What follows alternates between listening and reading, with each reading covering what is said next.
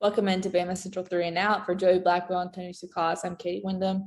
And guys, the Alabama athletic calendar is just about wrapped up. There's a few track individuals that will be competing out in Oregon soon. But kind of as we look back on this year and some of the teams we covered and from up close and from afar, it's kind of now time to look back and see how they performed maybe up to or below expectations. And so, Joey, I'll start with you. What Crimson Tide team this year do you think underperformed, relative to where they should have been, relative to expectations, or really just whatever your opinion is?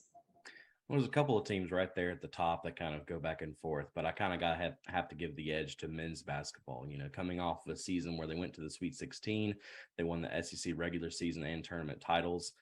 Just a really big year for them. And then, so there were a lot of high expectations. They brought back a lot of their roster. They also made some key additions. They did have some really high highs. We've talked about this before, beating three of the previous year's Final Four teams in Gonzaga, Houston, and Baylor. They obviously gave a lot of good teams a run for their money, but ultimately there was just that collapse. They were ousted from the first round of the SEC, their first game in the SEC tournament. And then, of course, they lost their opening game in the NCAA tournament in San Diego. So, just overall, and not, if we're talking about teams underperforming, definitely didn't live up to the expectations for this year. That being said, there's always next year and looking like they're reloading, but, that has yet to be seen for next season.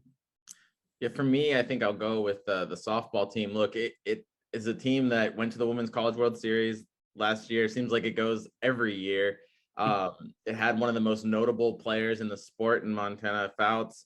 It also had a really great pitcher in Lexi Kilfoyle. You kind of thought that between those two that they'd be a real force in Oklahoma City. The lineup just never really happened. They weren't able to hit to match their pitching. Obviously, then Lexi Kilfoyle gets hurt. It puts way too much pressure on Montana Fouts, and the season kind of crumbled a lot like the way the basketball team crumbled. But I think when you look at the way that those two programs have gone over time, I mean, this is the first time that Pat Murphy's side hasn't reached the super regional. And I think that that's kind of a disappointment. This is an Alabama softball team that was number 2 for a lot of the nation, or for a lot of the season, number 2 in the nation for a lot of the season. And I think for it to just crumble the way it did was really a disappointment because it had so much potential, on the roster. So that'd be my vote.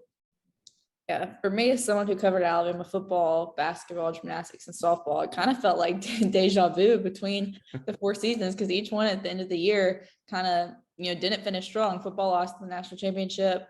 Basketball lost opening round of the NCAA tournament, finished the year on a 4-game losing streak. Gymnastics had some really high points, scored some 198s. Made it to NCAAs, but didn't reach the finals, didn't score well. And then softball, really kind of collapsed down the stretch. And so I think if you're looking at different criteria of, underperforming, I think basketball kind of underperformed to what we saw them do at some points in the season. We saw them have all those top 5 wins and beat the Final Four teams like you talk about, Joey. But then I think softball probably underperformed relative to preseason expectations, which Patrick Murphy hates the word expectations. But, as you pointed out, Tony, they had Montana Fouts and Lexi Kilfoyle. And, those two are, arguably 2 of the best pitchers in softball that could have taken them all the way to Oklahoma City, and instead they get out in the regionals. And so these are, awesome teams that didn't probably quite meet expectations, but like you said, Joey, you're loading up to get ready for next year, and BamaCentral will be there to cover it all again. So that'll about do it for today's 3 and Out. Thanks for watching.